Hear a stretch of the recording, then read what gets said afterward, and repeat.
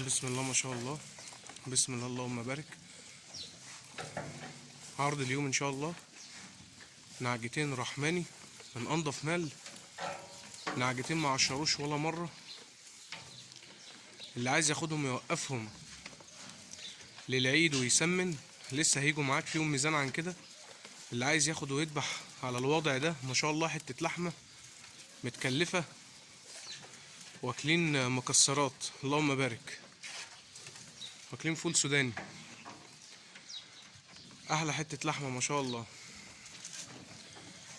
اللي قدامك دي المقصوصه دي، النعجه دي لباني خالص ما كسرتش ولا سنه، والنعجه التانيه دي الكسره 6 ما عشرتش ولا مره، ما عشروش ولا مره، يعني حته لحمه ولا في زفاره ولا في الكلام ده خالص اللهم بارك.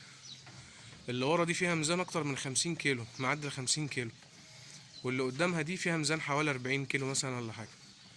انا ما وزنتش لسه يعني، بس انا بقول بالويم كده بنظري يعني. الغنم ما شاء الله تبارك الله، نعجتين يتقنوا. اللي عايز ياخدهم يربيهم ويعشرهم يعني وكده وكلام من ده، شغالين برضو مفهومش عيب شرعي يعني مفهومش عيب، يتربوا عادي خالص مفيش مشاكل.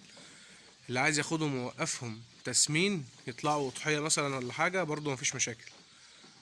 اللي عايز ياخد ويذبح على طول دلوقتي برضو مفيش مشاكل. اللي مناسب معاك اعمله، اللي انت شايفه من وجهة نظرك اعمله. نعجتين الله اكبر، هتحط لهم كيلو علف من هنا هيحولوا معاك 5 كيلو لحم من هنا، يومهم بيومين والله. اللهم بارك، اللهم بارك.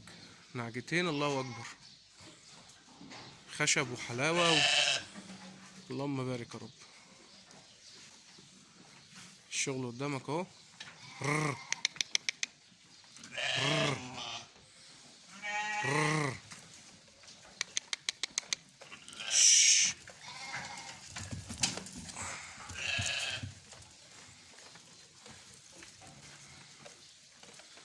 ما شاء الله، بسم الله ما شاء الله. كل حاجة واضحة قدامك اهو.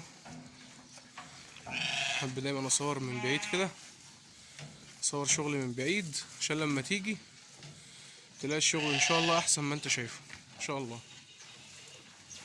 بسم الله. شش. راح فين؟ اللهم بارك.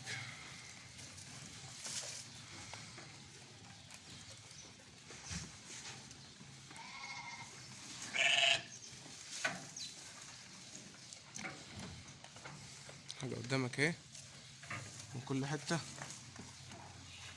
اللي عايز ياخدهم لحم ينفعوا العقيقة ما شاء الله. لحم مكبوس، لحم فينو الله اكبر.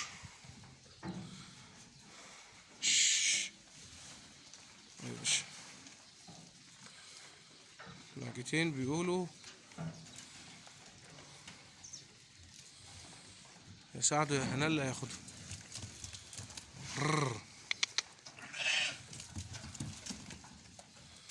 اللهم بارك.